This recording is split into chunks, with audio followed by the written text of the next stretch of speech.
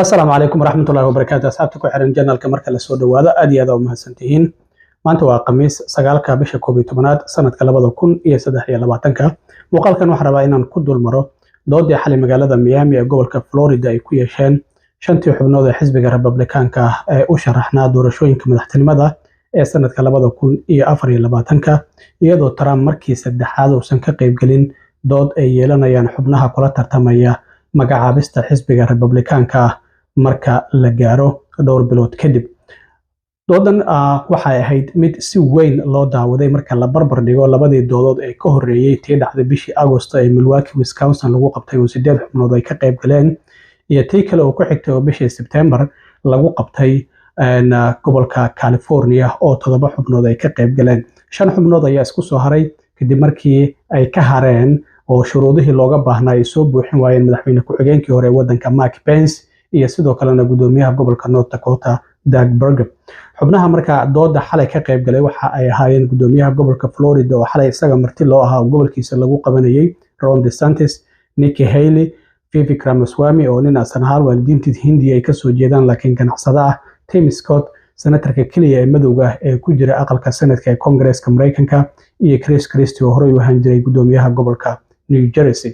Marka waxaa si aad ah loo eegayay Ron DeSantis iyo Nikki Haley sida ay dooda xalay ay su'aalaha la weydiiyay ay uga jawaabaan. Inta badan waxyaabaha wax laga weydiinay waxaa ka mid ah dagaalka Israa'iil iyo Xamaas ka dhex taagan, dagaalka Ukraine oo Ruushka uu ku qaaday waddanka Ukraine, siyaasadda dalka China, arrimaha abortion-ka oo waddanka hadda dhibaato badan ku haya oo ah ilmaha haweenku ma iska soo ridi karaan mise iskama soo ridi karaan, iyo sidoo kalena arrinta social security-ka. Su'aalahaasi ayaa ugu badnaa mowduucyadaas inta badan meelaha su'aaluhu ay ka imaanayeen. Markii doodu xalay ay dhammaatay ayaa qiimeyntii la sameeyeyna waxaa muuqatay in si aad ah uu u wanaagsanaa marka la eego dooda Ron DeSantis oo gudoomiyaha gobolka Florida ah, waxaana kaalinta labaad soo galay Nikki Haley. Marka intii ay doodu socotay mar kale waxaa isku dhacay Nikki Haley iyo Vivek Ramaswamy oo inta badan ay ku eedeysay inuu TikTok si aad ah u isticmaalo, waxaana uu yiri TikTok waa aalad ka mid ah aaladaha baraha bulshada oo qofku fikirkiisa uu ku soo gudbin karo, laakiin iyada gabadheeda ayaa isticmaashaba. Marka waxay ahayd inta aniga aysan i weydiin inaan xiro in gabadheeda ay ka soo xirto, waxaana la arkay iyada oo dhahaysa afkaada gabadheeda ka reeb. Marka mar saddexaad ayay iskula dhaceen arrinta TikTok Nikki Haley iyo weliba Vivek Ramaswamy. Ninkan Hindiga ah oo doodii koobaad isagu ku guuleystay ayaa waxaa xalay sidoo kale mar la weydiiyey yaa xisbiga Republikaanka ah magacaabista ku soo bixi kara. Waxa uu yiri waan ka daalnay in xisbigan uu noqdo xisbiga guuldareystayaasha. Waxaan ognahay uu yiri doorashooyinkii 2018 inuu xisbigu guuldareystay, 2020 uu guuldareystay, 2022 guuldareystay, habeen hore doorashadii dhacday oo gudoomiyaasha gobolada iyo sidoo kalena qaar ka mid ah baarlamaanada gobolada uu xisbigu mar kale guuldareystay. Waxaana arrintaasi uu yiri hoggaanka RNC-da ee xisbiga Republikaanka ayaa arrintaasi mas'uul ka ah, waxaana loo baahnaa inay arrintaasi ka jawaabaan. Doorashooyinkii habeen hore dhacay gobolka Kentucky oo gobol Republican ah ayaa looga guuleystay ninkii Trump uu taageeray ee Daniel Cameron, waxaana ka guuleystay gudoomiyihii gobolkaasi oo mar labaad la doortay Andy Beshear. Waxaana la yaab noqotay in gobol Republican oo red ah uu ku soo baxo xubin dimuqraadi ah, arrintaasi oo si weyn loogu dhaliilay xisbiga Republikaanka. Gobolka Ohio oo kale waxaa loo codeynayay dastuurka miyaa lagu daraa issue 1 oo ah in haweenku haddii ay ilmaha iska soo ridi karaan iyo in kale, waxaana loo codeeyay in dastuurka lagu daro qodobkaas. Iyadana waa gobol Republican oo red ah. Dhinaca Virginia oo kale waxaa la yaab noqotay in baarlamaankii labadii aqalba ay la wareegeen xisbiga dimuqraadiga iyadoo weliba gudoomiyuhu uu yahay gudoomiye Republican ah Glenn Youngkin. Hadda waxaa muuqanaysa in boqolkii xubnood ee aqalka hoose 51 ka mid ah dimuqraadiyiintu ay heleen, 48na ay heleen xisbiga Republikaanka. hal xubin ayaana weli lagu dhawaaqin. Senatka oo 40 xubnooda 22 ayay dimuqraadiyiintu ay heleen, waxaana sidoo kale Republikaanku ay heleen 18.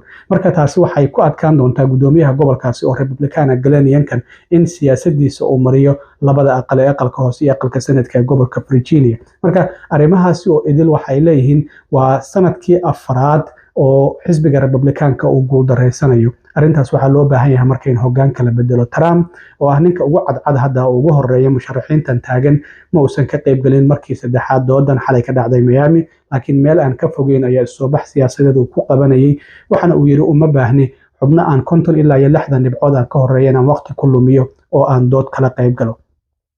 laakiin Ron DeSantis ayaa xalay waxa uu stateka ka sheegay in loo baahnaa Donald Trump inuu halkan yimaado su'aalaha shacabka Mareykanku ay qabaanna in uu uga jawaabo, laakiin waxa uu ka doorbiday in uu olole kale ee doorasho meelo kale uu ku qabto uusan shacabka Mareykanka uusan ku dhiiran inuu hor yimaado oo su'aalaha ay qabaan uu uga jawaabo. Trump waa markii saddexaad oo uusan doodan ka qaybgalaynin, laakiin waxaa xitaa la filayaa in doodaha xiga ee soo socda uusan ka qaybgali doonin. Waxa uu yidhi wax muhiimada uma arko inaan kala qaybgalo xubnahaasi oo in badan aan ka horeeyo inaan doodahooda kala qaybgalo. Doodii xalay markaa yaa kaalinta koowaad kusoo baxay, labaad iyo saddexaad ayaan rabaa inaan idinla wadaago. Marka la eego dhinaca performancega oo su'aalihii la weydiiyey sida ay uga jawaabeen xubnahan shanta ah, waxaa kaalinta koowaad kusoo baxay Ron DeSantis oo qiimeyntii la sameeyey 53% helay, waxaana kaalinta labaad soo gashay Nikki Haley oo iyaduna heshay 29 dhibcood. Labadii doodood ee hore, tii koowaad Vivek Ramaswamy ayaa kaalinta koowaad kusoo baxay, tii labaadna waxaa kusoo baxday Nikki Haley, halka marka kan saddexaad hadda Ron DeSantis uu noqday qofka sida wanaagsan su'aalihii la weydiiyey uga jawaabay. Sidoo kale mar la weydiiyey yaa aad ugu wanaagsanaa dooda, waxaa mar kale kaalinta koowaad galay Ron DeSantis oo 56% helay, halka Nikki Haley iyaduna sidoo kale 35% heshay. Waxaana sidoo kale Trump yaa la tartami kara markii la weydiiyey oo magacaabista ayaa lagu tartamaya. Xisbigu waa inuu soo magacaabaa hal qof marka magacaabista la gaaro. Trump ayaana hadda codad ka horeeya, laakiin Ron DeSantis ayaa kaalinta labaad ku jira. Dad fara badan oo Trump horey u taageeri jiray hadda waxa ay leeyihiin ma taageerayno maadaama ninkaasi dacwado fara badan ay ku furan yihiin oo ilaa 91 dambi oo kala duwan uu ku eedeysan yahay. Qaar ka mid ah xubnaha Republikaanka waxay door bidayaan musharaxiintan da'da yar ee Republikaanka sida Ron DeSantis, Nikki Haley iyo Vivek Ramaswamy, saddexdaasi midkood inay kala xushaan. Marka Ron DeSantis ayaa hadda kaalinta koowaad ku jira marka la yiraahdo yaa Trump kaalinta koowaad kula tartami kara oo 53% haysta. Nikki Haleyna kaalinta labaad ayay soo galaysaa oo 29% ayay haysataa. Sida muuqata marka waxaa hadda la sugayaa in dooda afraad xubnahan shanta ah miyaa mar kale isku soo hari doona mase waa ay sii kala hari doonaan oo qaarkood ayaana kasoo qaybgeli doonin. Waxyaabaha kale ee kasoo kordha haddii alla idmo waa idila soo socodsiin doonaa, laakiin doodii xalay Ron DeSantis ayaa kaalinta koowaad kusoo baxay, Nikki Haleyna waxay kusoo baxday kaalinta labaad. Intaan mar kale kulmi doono saaxiibkan Cilmi Waaro idinla sida iyo nabadgelyo.